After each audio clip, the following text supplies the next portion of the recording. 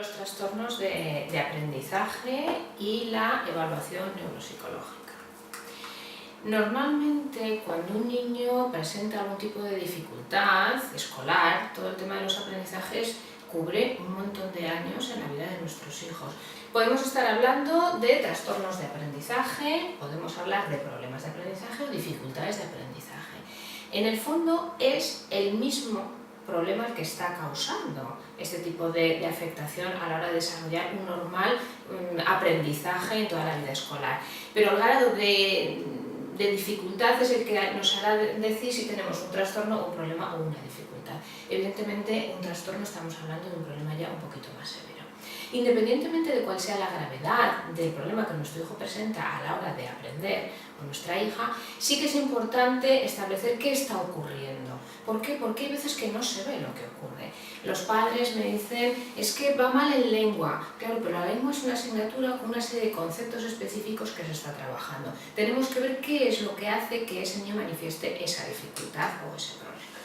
Siempre a la hora de establecer qué ocurre tenemos que ver una historia clínica, para lo cual lo primero y fundamental es una entrevista con los padres.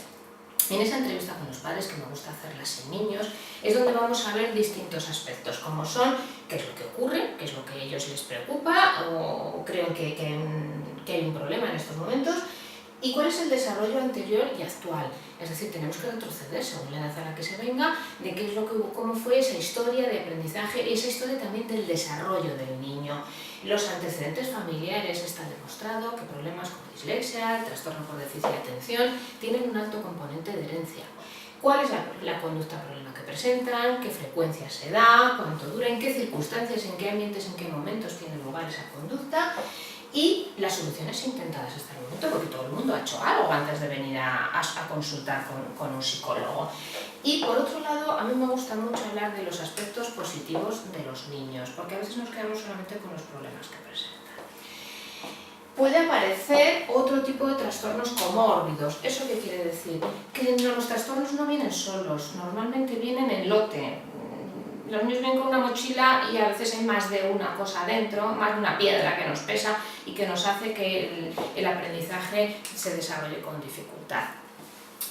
Podemos tener problemas en los procesos lectores, en las matemáticas, en la comprensión oral y escrita, en el lenguaje expresivo y además pueden aparecer miedos, preocupaciones, cambios de humor, rabietas, fobias, etc.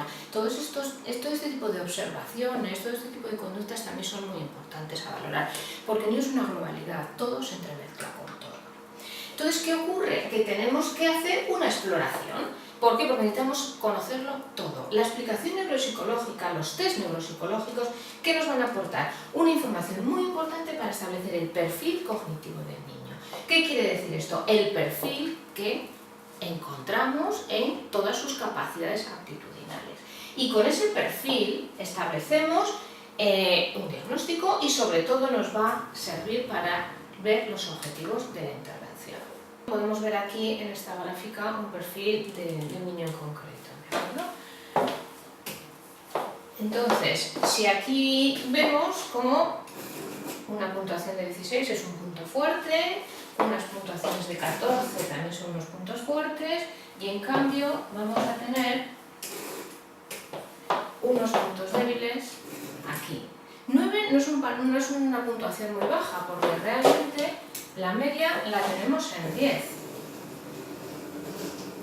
Pero a nivel comparativo con las puntuaciones que establece el sujeto, esto sí que sería un punto débil. Tenemos en estos momentos otro perfil donde establecemos la línea media y ya podemos ver cuáles son sus puntos fuertes y sus puntos débiles. Tenemos una diferencia muy importante entre unas puntuaciones y otras, con lo cual tenemos un problema de aprendizaje. Tenemos en estos momentos otra prueba donde medimos atención sostenida y calidad de atención y vemos donde tenemos una diferencia muy importante entre un parámetro y otro, con lo cual la calidad de atención es fundamental porque el ojo pasa pero no termina de ver las cosas. Tenemos aquí otro sujeto donde también se ve una diferencia importante entre unas puntuaciones y otras. Y donde tenemos el nivel de atención sostenida, lo tenemos, no llega a 20, Estamos hablando de puntuaciones centiles. Puntuaciones centiles son puntuaciones de 0 a 100 y un nivel de calidad de atención que tampoco llega a 30. Entonces tenemos una dificultad grande en atención. Lo mismo, esta es la prueba ENFEN, es una prueba de exploración de funciones ejecutivas. Y tenemos una discrepancia, aquí ya la tenemos en el punto 1, la interferencia en el punto 3 y luego tiene otras donde estamos por encima de 4. Pero vemos cómo se aprecia esos puntos débiles en el sujeto. Aquí tenemos otro perfil donde se puede apreciar que nos quedamos muy bajitos en la parte de guías, que es la parte de organización y estructuración de la tarea. También miramos los procesos lectores. ¿Qué tenemos aquí? Estructuras gramaticales, es un nivel de comprensión de frases complejas, y el nivel de comprensión de textos también lo tenemos situado en un nivel bajito. Resumiendo, los test neuropsicológicos nos aportan una información muy importante para establecer ese perfil cognitivo del niño y para establecer los objetivos de la intervención, como he dicho antes. Y cada diagnóstico, cada pronóstico es diferente. Factores que influyen fundamentalmente el tipo de trastorno que presenta el niño, la edad del niño. No es lo mismo empezar a trabajar con un niño de 7 años que con un chaval de 14, el nivel intelectual que presenta, otros trastornos que pueden aparecer, y además pues, nos encontramos que en algunas ocasiones esto viene acompañado de depresión, de ansiedad, de inseguridad, y también los factores personales, el tipo de personalidad, el temperamento que tiene el niño, y fundamental también la estructuración o desestructuración familiar.